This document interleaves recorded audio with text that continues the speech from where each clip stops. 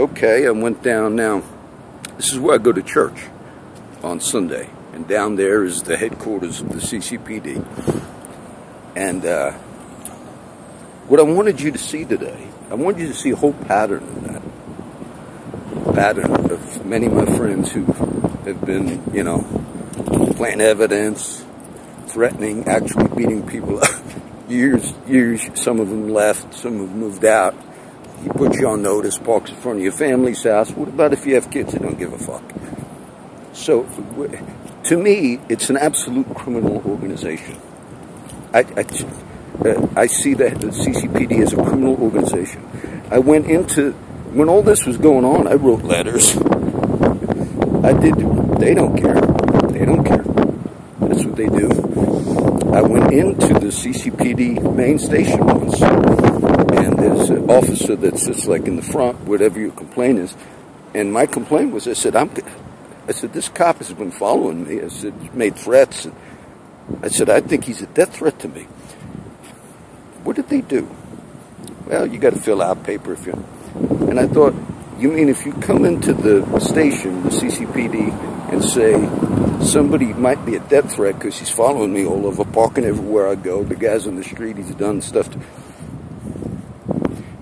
We might look at it.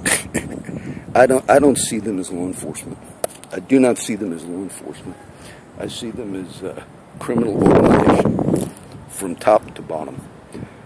And even the ones that covered all that up. You had multiple times, the county court, the jail is right up here, you had multiple times of actual carrying out threats, making them, the history of it. 20-something years. I cannot tell you how many stories. The few people that I just run into doing ministry, same name, same cop, same story. They must know after, he carries Xanax with him to plant on guys. When you do that, and these guys, they learn to live with it. Oh, I had to do 2 years. Tommy got me. That's so corrupt.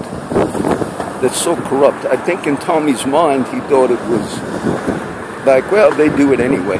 He's afraid he's going to go to prison. He should go to prison.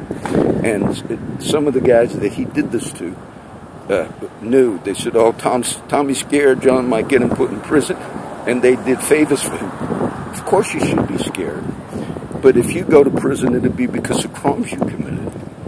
And you put those other guys in there on multiple occasions, and you said publicly to these guys, you told Huey, if I ever see you, I'll arrest you. And you did. You told Albert, I'll plant evidence on you. You did it to Judge. And these are just the guys I know. I understood that he was using, like, the jail here, and he used it as his own personal thing. Like, he got upset with the guys. I've got to get him off the street. I'll get him off. Some of the guys, you would be surprised. I'm walking here, right? He would get your foot stepping off the curb or your bicycle not being, and he'd get it for that because he had such animosity towards them. Okay. Now, say if you were walking and there was no crosswalk and there was a cop there waiting. The cop waited for one of my friends because he had his bike. There's not official bike trails. He arrested. He got him for the bike. He wanted to get that guy. And the guy didn't have drugs or nothing. And he got him for the bike. And my friend actually did go to court and said that the rest was, he didn't ride on a bike trail. It was in Flower Bluff. There's no bike trail. Told the judge there wasn't a bike trail. The judges process all this, and the officer got used to, I'll get you for something. One of the guys that was injured vet, and he can't walk, he walks with a limp, he does ministry. He got him. Or no, one of the other cops got him for not using the crosswalk. So I see all these cops involved in every crime under the sun. Every crime under the sun. Assault, battery. When I went, no matter where I went for that year and a half, he was there. And you said, well, what do? You don't call the cops. They're the criminals. It's like if terrorists set off a bomb and you report it to the head of ISIS. I'm serious. I believe they need to shut the CCPD down and the feds take over this department. There are guys that have sat up in that jail on and off for many years, and some were those cases where he would tell them, if I ever see you, eventually the guys would move out because they worried he was going to put stuff on them. So open, so public. So that's what you have in this city of Corpus Christi. We live in a day where departments across the country have gotten away from all that. Many of the killings that you've seen are shootings that have gone on for years now with the videos and all those things have stopped. But these things might have been permitted openly as much as they are in Corpus Christi, Texas. Maybe many years ago they were permitted that way. We had times where we lynched black people, but times changed. This city has not. This city is not. That's my church I go to, the cathedral. The courthouse is down the street. I did the halfway house with David over there. It always surprised me how officers can threaten. When Shannon shared the story with, because all the guys that Matt told me that Tommy takes guys, he had a few cops, they would go around and mug people. That he told me, goon squad. That's what Matt used to call it, the goon squad. But I heard other people say that. They seen it like they were playing, you know, cops and robbers, and they were the criminals. You don't have respect for the department. I keep seeing the Amber Alert as I'm driving today. I don't blame them for hopefully those children are safe. I read the news every day. But I recognize they're not. Many of the unsolved crimes in the city, bank robberies, shootings, murders, many of them, they say, we're looking for information. I've never seen so many unsolved actual crimes as I did in this city. Not that I can recall. And I realize they're not into that crime fighting. They are committing crimes. All the time Tommy spent following, barking, waiting. You know, everywhere you go. HEB, I would go to Timmons, there. Later in the day, AA meeting. All over. How could you're using all the resources that you're supposed to use to get the kids, to find those children missing. You're using all those resources for personal vendettas, for illegal activity, phone tracking things, which is illegal.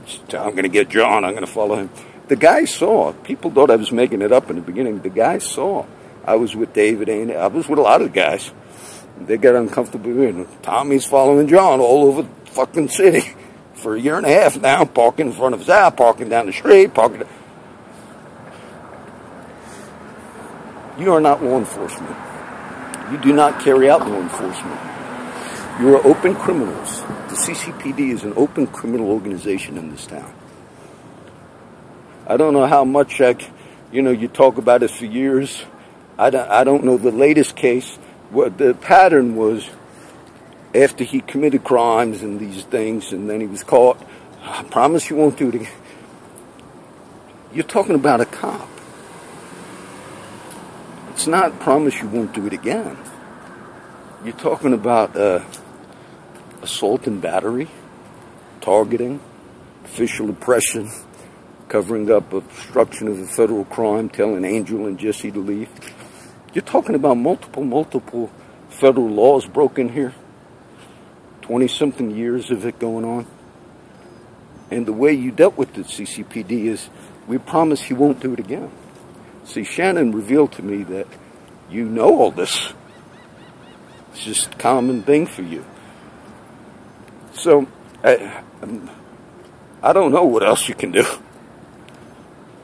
Friends moved, left, planned it multiple times, admits it, been in the jail. He used this jail here as a personal thing for him.